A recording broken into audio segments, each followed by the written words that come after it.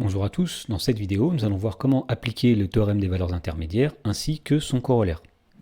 Dans l'exemple, on nous demande tout d'abord de montrer que l'équation x au cube plus 4x carré plus 4x égale moins 1 possède au moins une solution sur l'intervalle moins 3, 0.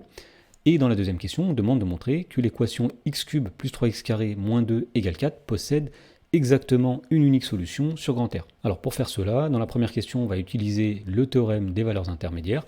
Et dans la deuxième question, nous utiliserons le corollaire du théorème des valeurs intermédiaires. Et donc on va commencer par rappeler ce qu'est le théorème des valeurs intermédiaires. Alors ce théorème nous dit que si f est une fonction continue, c'est une hypothèse importante, sur un intervalle AB, et bien pour tout nombre réel k qui est compris entre f de a et f de b, il existe au moins un réel alpha compris entre a et b, tel que l'image de alpha, f de alpha, c'est le nombre k. Autrement dit, ce théorème dit que l'équation f de x égale k possède au moins une solution. Alors, si on regarde le schéma ci-dessous, on a une fonction f qui est définie sur un intervalle AB. Alors, la fonction f est continue puisqu'on peut tracer son graphe sans lever le stylo. Et puis, nous avons un nombre k qui est compris entre f de a et f de b. Et donc, ce que dit le théorème, c'est que le nombre k possède au moins un antécédent, c'est-à-dire l'équation f de x égale k possède au moins une solution. Et donc, nous voyons ici que nous avons au moins une solution qu'on appelle alpha. Alors, il y en a d'autres, il peut y en avoir une ici et une ici. Mais le théorème nous dit qu'il en existe au moins une. Alors on va voir comment appliquer ce théorème dans la première question. Alors puisqu'on s'intéresse à l'équation x au cube plus 4x carré plus x égale moins 1, on va commencer par poser f de x est égal à x au cube plus 4x carré plus 4x. Et finalement ce qu'on cherche à démontrer, c'est que l'équation f de x égale moins 1 possède au moins une solution. Alors la première chose qu'on peut dire ici, c'est que la fonction f est continue sur l'intervalle moins 3, 0, puisque effectivement f c'est un polynôme, et on sait qu'un polynôme est continu sur son ensemble de définitions. La deuxième chose à voir, c'est est-ce que le nombre moins 1 est compris entre f de moins 3 et f de 0. Donc pour cela, on va commencer par calculer f de moins 3, c'est-à-dire moins 3 puissance 3 plus 4 fois moins 3 au carré plus 4 fois moins 3, et on trouve que c'est égal à moins 3. On va calculer ensuite f de 0. Alors f de 0, c'est 0 puissance 3 plus 4 fois 0 au carré plus 4 fois 0, et on trouve 0. Et donc on constate que moins 1 est compris entre f de moins 3 et f de 0. Et donc par conséquent, d'après le théorème des valeurs intermédiaires, on en déduit que l'équation f de x égale moins 1 possède au moins une solution sur l'intervalle moins 3, 0.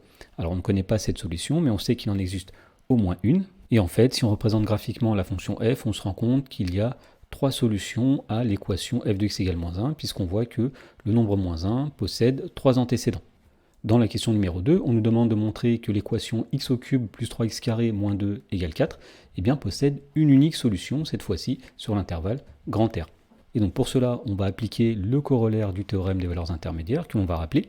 Donc on considère une fonction définie sur un intervalle AB, et on va supposer plusieurs choses. On va supposer premièrement que la fonction f est continue sur l'intervalle AB. On suppose ensuite qu'elle est strictement monotone sur l'intervalle AB, c'est-à-dire strictement croissante ou strictement décroissante. Et dernière chose, on suppose que le nombre k est compris entre f de a et f de b. Donc si on regarde le graphique qui est situé ci-dessous, nous avons une fonction f qui est continue ici, qui est strictement croissante sur l'intervalle AB, et nous avons un nombre k qui est compris entre f de a et f de b. Et donc nous voyons que le nombre k ne possède qu'un unique antécédent. Effectivement, l'équation f de x égale k a une unique solution. Alors pour pouvoir appliquer le corollaire du théorème des valeurs intermédiaires, il faut que la fonction soit strictement monotone sur l'intervalle AB. Donc si ça n'est pas le cas, on va découper en plusieurs intervalles. C'est ce que nous allons voir dans la question numéro 2. Alors on va commencer par poser f de x qui est égal à x au cube plus 3x au carré moins 2. Et ce qu'on cherche à montrer, c'est que l'équation f de x égale 4 possède une unique solution sur grand R. Alors comme on l'a dit, pour pouvoir appliquer le corollaire du théorème des valeurs intermédiaires, il nous faut les variations de la fonction f. Donc la première chose que nous allons faire, c'est calculer la dérivée de f. Donc pour tout x appartenant à grand R, f' de x est égal.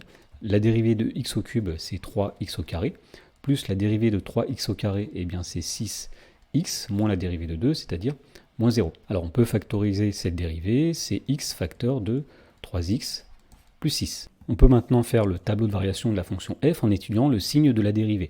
Donc ici, dans la première ligne, nous allons mettre x qui va de moins l'infini à plus l'infini, puisque la fonction f est définie sur grand R. Nous allons mettre ensuite le signe de chacun des facteurs qui apparaissent dans la dérivée, donc x, 3x plus 6, et nous en déduirons le signe de f' de x sur grand R, ce qui nous donnera les variations de petit f.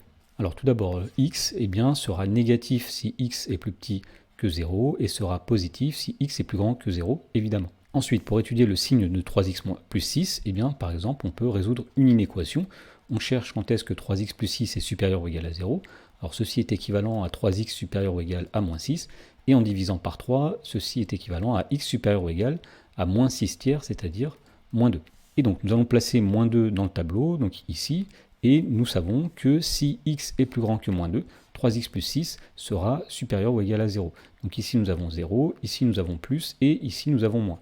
Ensuite, pour avoir le signe de f' de x, eh bien, on va tout simplement faire la règle des signes. Donc tout d'abord, si un des deux facteurs vaut 0, eh bien, le produit vaudra 0. Ensuite, ici, nous avons un nombre négatif par un nombre négatif, ce qui va donner un nombre positif. Négatif par positif, ça donne négatif. Et positif par positif, ça donne positif. Autrement dit, la fonction f est tout d'abord croissante sur l'intervalle moins l'infini moins 2. Ensuite, elle est décroissante sur l'intervalle moins 2, 0. Et pour finir, elle est croissante sur l'intervalle 0 plus l'infini. Alors il nous reste à mettre les images ici.